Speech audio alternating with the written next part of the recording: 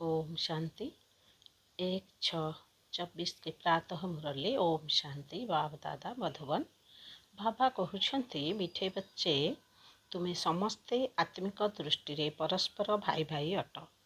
तेणु तुम मानक भितरे आत्मिक स्नेह रहिबा दरकार। आत्मार स्नेह आत्मा प्रति रहू, शरीर प्रति नुहे। प्रश्न रे बाबा कहले बाबा निजर घर अर्थात शांतिधाम विषय रे क्यों आश्चर्यजनक कथा शुणाउछंती। उत्तर रे बाबा कहले जेउ आत्मा माने मो घर को आसंती से माने निज निज धर्मर स्वतंत्र विभाग रे पूर्व निर्धारित क्रम रे स्थिर भाव रे रही जाती, केबे भी हलचल हुअंती नहीं। सेठारे सबु धर्मर आत्मा माने मो निकटरे ही थांती। सेठारु पुणी क्रमान्वय आसी निजर निर्दिष्ट समय पाठ करिबा पाई आसंती। एही आश्चर्यजनक ज्ञान सारा कल्परे केवल एही समय रे ही थोरे मात्र तुमको मिलुछि। एही ज्ञान मो व्यतीत अन्य केही भी देई परिबे नाही। ओम शांति। बाबा पिलामानंको बुझाउछंती। पिलामाने मध्य एक कथा जानिछंती जे आम आत्मा मानंको बाबा बुझाउछंती एवं बाबा मध्य निजको आत्मा मानंकर पिता बोली कहउछंती। एपरि केही कही नथांती ना केही काहाको बुझाई थांती जे निजको आत्मा मने कर। बाबा ही एकथा आत्मा मानंको बुझाउछंती। एही ज्ञानर प्रारब्ध पुरुषार्थर क्रमानुसारे तुमे नुआ दुनिया रे पाइबो। एकथा मध्य समस्तंकर मने रहु नाही जे एही दुनिया परिवर्तन हेबाकू जाउछि एवं परिवर्तन करुछंती बाबा। एठारे तो समस्ते बाबांक सम्मुखरे बसिछंती। जेतेबेले घर को जाई थांती सेतेबेले दिन सारा निज धंदा आदि रे लागि जाई थांती। बाबांकर श्रीमत हेला पिला माने जेउठारे भी रुह किंतु तुमे मोते मने पकाओ।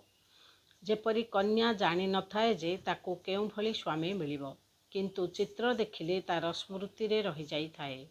जेउठारे रहिले मध्य परस्पर को मने पकाई थांती, जाहाको शारीरिक प्रेम कहा जाउछि, किंतु एहा हला आत्मिक प्रेम। आत्मिक प्रेम काहा सहित? पिलामानंकर आत्मिक पितांक सहित एवं पिलामानंकर पिलामानंक सहित।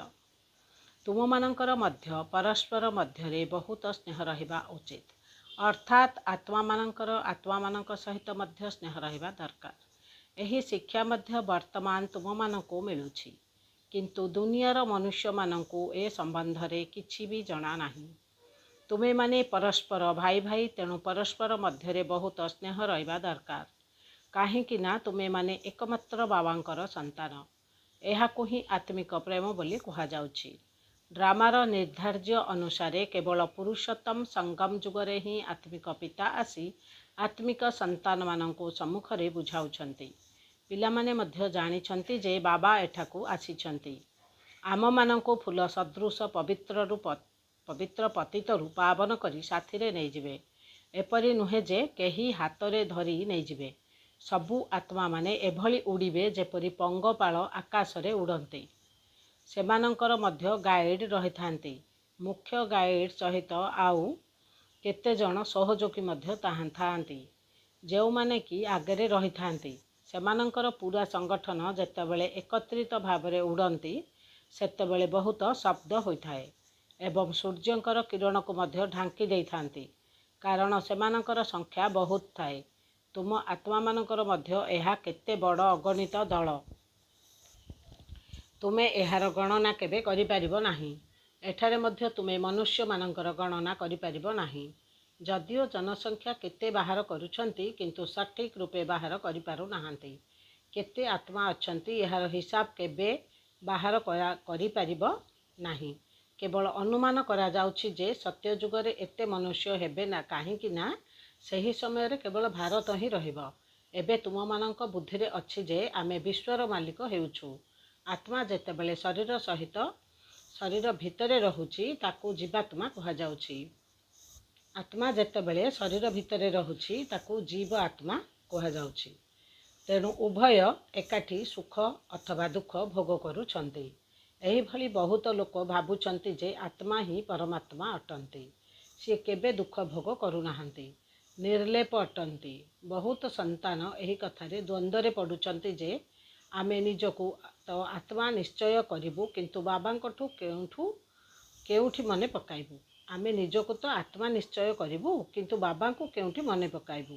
ଏକଥା ତୁମେମାନେ ଜାଣିଛ ଯେ ବାବା ପରମ ଧାମର ନିବାସୀ ଅଟନ୍ତି। ବାବା ନିଜେ ନିଜର ପରିଚୟ ଦେଉଛନ୍ତି। ଚାଲିବା ବୁଲିବା ସମୟରେ କେଉଁଠାରେ ବି ତୁମେ ବାବାଙ୍କୁ ମନେ ପକାଇ ପାରିବ। ବାବା ପରମ ଧାମରେ ରହିଥାନ୍ତି। ତୁମମାନଙ୍କ ଆତ୍ମା ମଧ୍ୟ ସେହିଠାରେ ରହିଥାଏ। ଏଠାକୁ କେବଳ ଅଭିନୟ କରିବା ପାଇଁ ଆସିଥାଏ। ଏହି ଜ୍ଞାନ ମଧ୍ୟ ତୁମକୁ ବର୍ତ୍ତମାନ ମିଳୁଛି।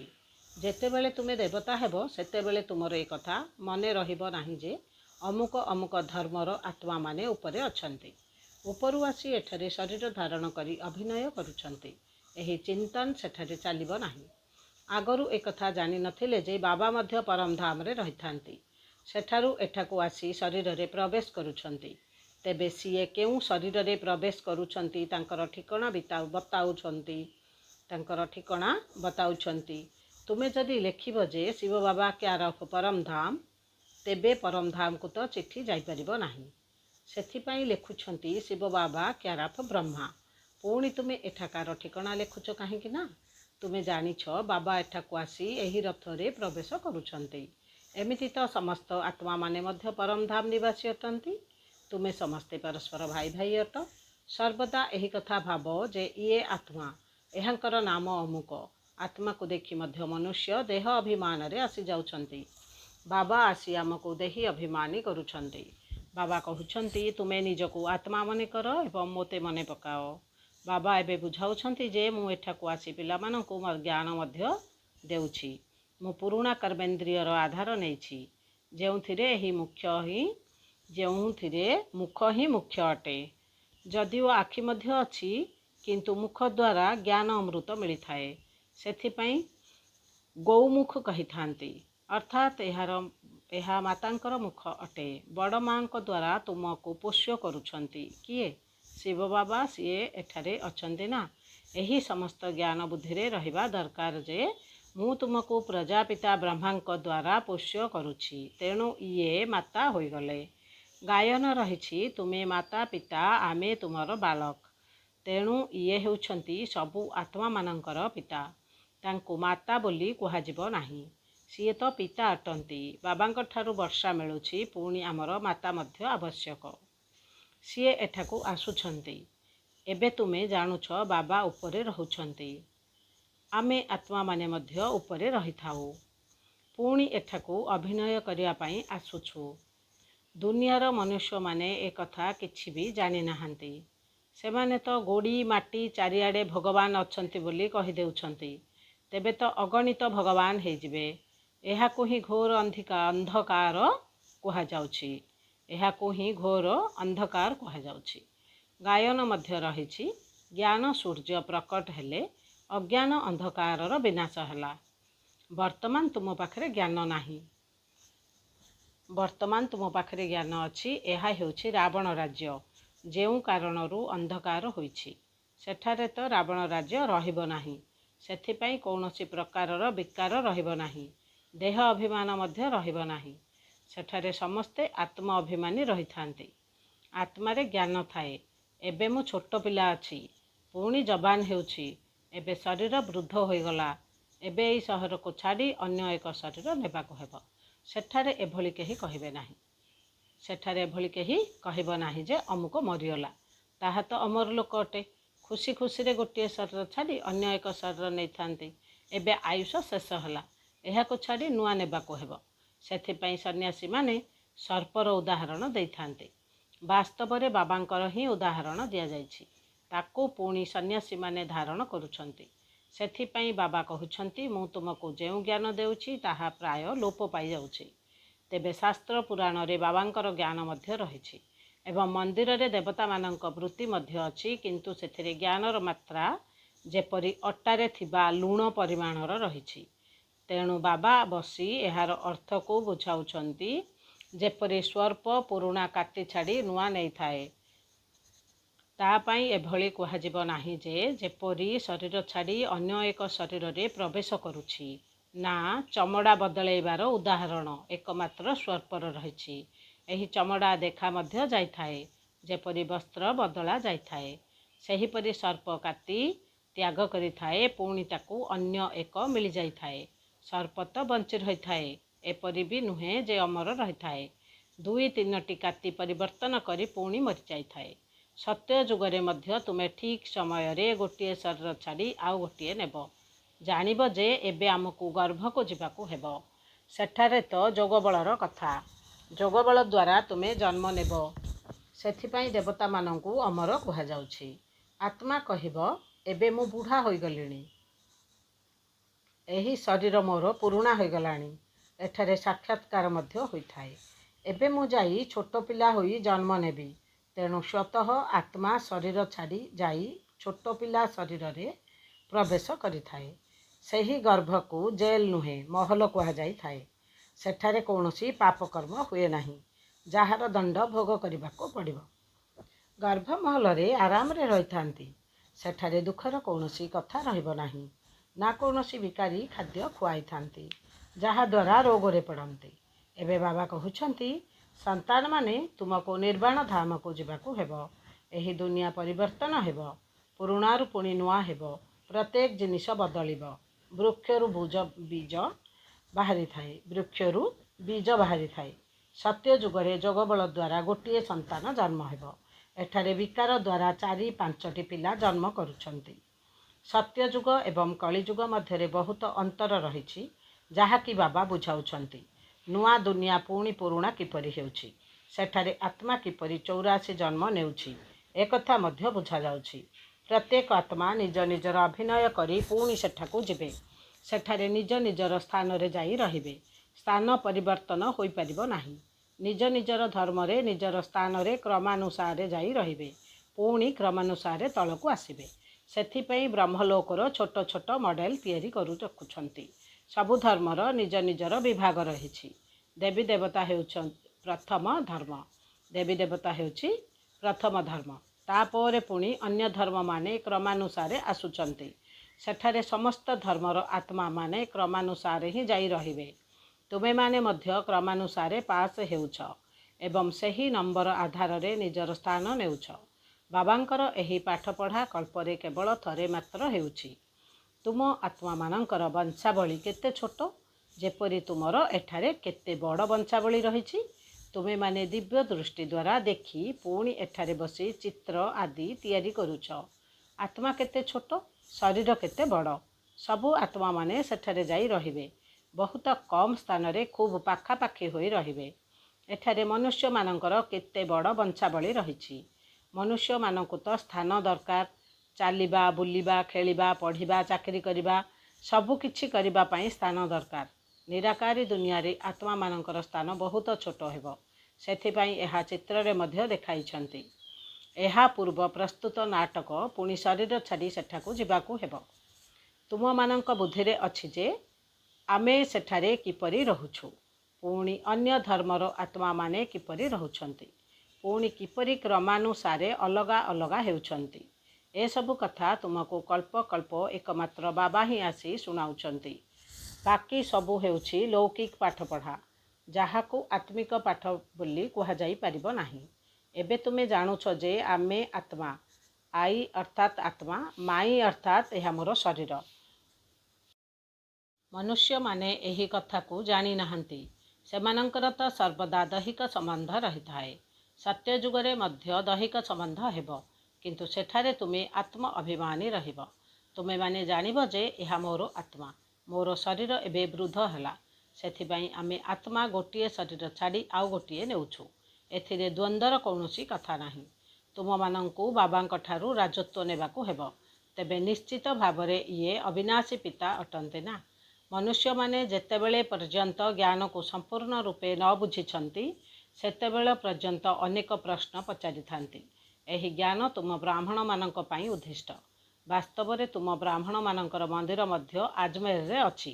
ଗୋଟିଏ ହେଲେ ପୁଷ୍କରିଣୀ ଏବଂ ଅନ୍ୟଟି ସାରସିଦ୍ଧ। ଆଜମେରକୁ ବ୍ରହ୍ମାଙ୍କର ମନ୍ଦିର ଦେଖିବା ପାଇଁ ଯାଇଥାନ୍ତି।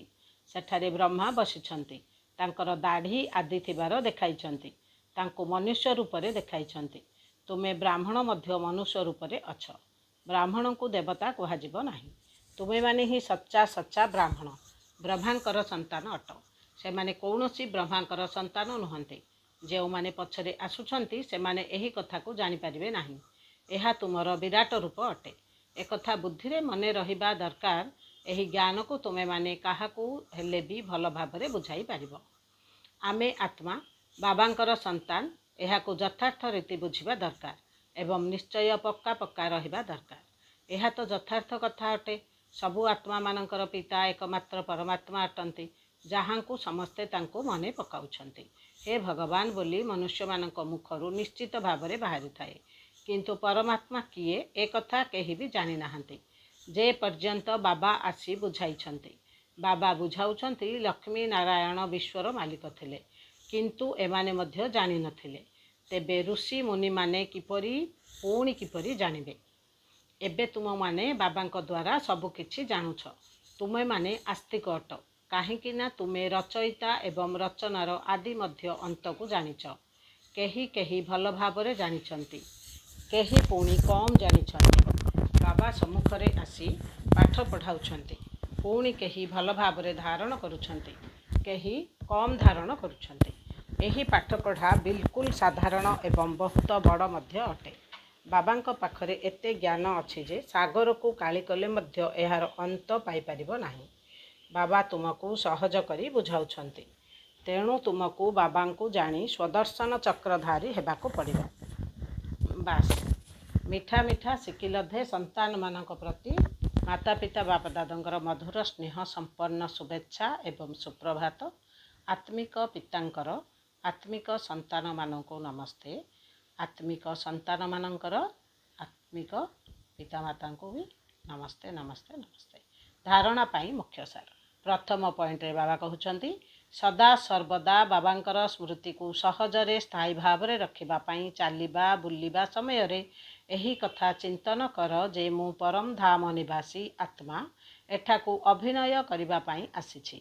ବାବା ମଧ୍ୟ ପରମ ଧାମରେ ରହୁଛନ୍ତି। ସେ ବ୍ରହ୍ମାଙ୍କ ଶରୀରରେ ଆସିଛନ୍ତି। ଦ୍ୱିତୀୟରେ ବାବା କହିଲେ, ଯେପରି ଆତ୍ମିକ ପିତାଙ୍କ ସହିତ ଆତ୍ମାର ସ୍ନେହ ରହିଛି, ସେହିପରି ପରସ୍ପର ଭିତରେ ମଧ୍ୟ ଆତ୍ମିକ ସ୍ନେହର ସହିତ ରହିବାକୁ ହେବ। ଆତ୍ମାର ଆତ୍ମା ସହିତ ସ୍ନେହ ରହୁ, କିନ୍ତୁ ଶରୀର ସହିତ ନୁହେଁ। ଆତ୍ମ ଅଭିମାନୀ ହେବାର ପୁରା ଅଭ୍ୟାସ କରିବାକୁ ହେବ। ବରଦାନରେ ବାବା କହିଲେ, ବିନାଶୀ କାମନା ଗୁଡ଼ିକ ଠାରୁ ମୁକ୍ତ ହୋଇ ସବୁ ପ୍ରକାରର ପ୍ରଶ୍ନଠାରୁ ଊର୍ଦ୍ଧ୍ୱରେ ରହୁଥିବା ସଦା ପ୍ରସନ୍ନଚିତ ଆତ୍ମା ହୁଅ। ଯେଉଁ ପିଲାମାନେ ବିନାଶୀ କାମନା ଗୁଡ଼ିକ ଠାରୁ ମୁକ୍ତ ରହିଥାନ୍ତି, ସେମାନଙ୍କ ଚେହେରାରେ ପ୍ରସନ୍ନତାର ଝଲକ ଦେଖାଯାଇଥାଏ। ପ୍ରସନ୍ନଚିତ ଆତ୍ମାମାନେ କୌଣସି ବି କଥାରେ ପ୍ରଶ୍ନଚିତ ହୁଅନ୍ତି ନାହିଁ। ସେମାନେ ସର୍ବଦା ନିଃସ୍ୱାର୍ଥୀ ହୋଇଥାନ୍ତି ଏବଂ ସମସ୍ତଙ୍କୁ ସର୍ବଦା ନିର୍ଦ୍ଦୋଷ ଅନୁଭବ କରିଥାନ୍ତି। ନିଜର ଦୋଷକୁ ଅନ୍ୟ କାହା ଉପରେ ଲଦି ଦିଅନ୍ତି ନାହିଁ। ଚାହେ ଯେକୌଣସି ପ୍ରକାରର ପରିସ୍ଥିତି ଆସିଯାଉ ବା କେହି ହିସାବ କିତାବ ଚୁକ୍ତ କରିବା ବାଲା ଆତ୍ମା ସାମ୍ନାକୁ ଆସିଯାଉ ବା ଶରୀରର କର୍ମଭୋଗ ମଧ୍ୟ ସାମ୍ନା କରିବା ପାଇଁ ଆସିଯାଉ, କିନ୍ତୁ ନିଜର ସନ୍ତୁଷ୍ଟ ରହିବାର ସ୍ୱଭାବ କାରଣରୁ ସେମାନେ ସର୍ବଦା ପ୍ରସନ୍ନଚିତ ରହିଥାନ୍ତି। ସ୍ଲୋଗାନରେ ବାବା କହିଲେ, ସାବଧାନତା ପୂର୍ବକ ବ୍ୟର୍ଥର ଚେକିଂ କର, ବେପରୁଆ ଭାବରେ ନୁହେଁ। କ'ଣ କହିଲେ ପୁଣି ଶୁଣିବା? ସାବଧାନତା ପୂର୍ବକ ବ୍ୟର୍ଥର ଚେକିଂ କର, ବେପରୁଆ ଭାବରେ ନୁହେଁ। ଓମ୍ ଶାନ୍ତି, ଓମ୍ ଶାନ୍ତି, ଓମ୍ ଶାନ୍ତି।